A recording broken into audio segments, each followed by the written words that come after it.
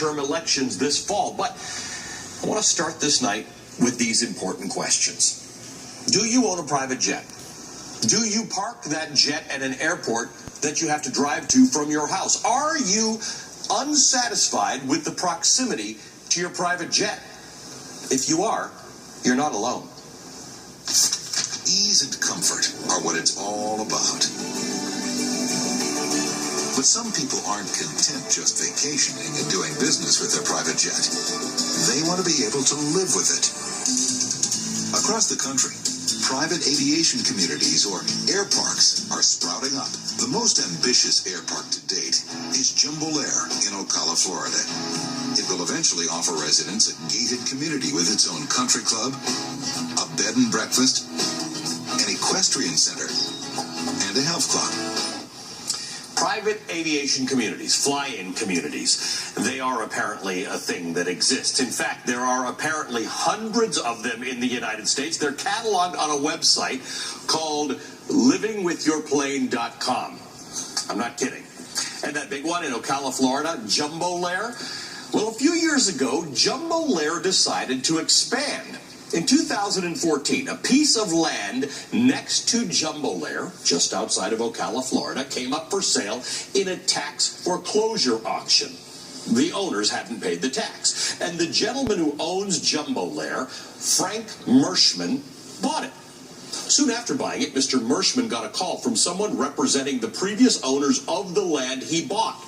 The caller said he represented a cuttery company that had owned the land. Would Mr. Mershman like to buy 2 additional pieces of land from the Cutteries, he asked. So the aviation community of Jumbolair acquired 2 more pieces of land from the Cutteries for $650,000. The Cutteries representative, the guy who first contacted Frank Mershman, he made off with a cool $100,000 for brokering the deal. That broker, the man representing the Cuttery Company in this 2014 real estate deal at this Ocala, Florida air park, that man was an executive with the Trump Organization. The man's name is Michael Cohen. And the Wall Street Journal was able to chase down this strange real estate deal that Michael Cohen brokered a few years ago, because this week, Michael Cohen pled guilty to, among other things, hiding the $100,000 that he made selling property to a private aviation community in Florida. Hiding that $100,000 from the IRS and failing to pay taxes on it, on a property that was possessed because the owners didn't pay tax. Frank Mershman, the owner of Jumbolair, well, he tells the Journal that the FBI interviewed him a few months ago about the transaction and said, quote, "I cooperated with them 100%. Mr. Mershman says he doesn't know how Michael Cohen and the Cutteries knew each other, but says, quote, "Cohen knew all the people. He had done work for Mr. Aziz." Mr. Aziz being the Cuttery royal who owns the company that sold the land. And who would have thought that one real estate deal involving the Cuttery royal family and a Florida air park would end up as part of a federal court plea 4 years later?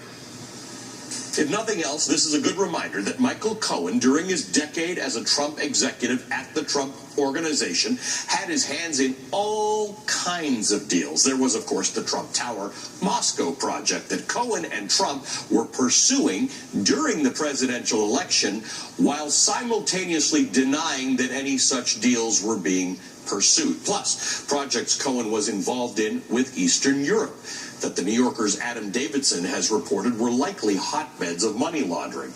There's a lot we still don't know about the inner workings of the Trump Organization, which is why it probably made Michael Cohen, Donald Trump, and everyone else in the Trump Organization really nervous when the news broke today that the man who knows everything that has gone on inside that company for decades, well, he's been granted immunity by federal prosecutors. This man that you are looking at, Alan Weisselberg, he's the chief financial officer of the Trump Organization. He is in his 70s. He has worked for the Trump family his entire adult life. He started off working for the president's father. He has been at the Trump Organization apparently since its inception. According to the Wall Street Journal, Weisselberg was close enough to the president and his family that he handled household expenditures, personal expenditures, and purchases for them, including various dealings with banks. Mr. Weisselberg is the treasurer of the Trump Foundation, separate organization, which is under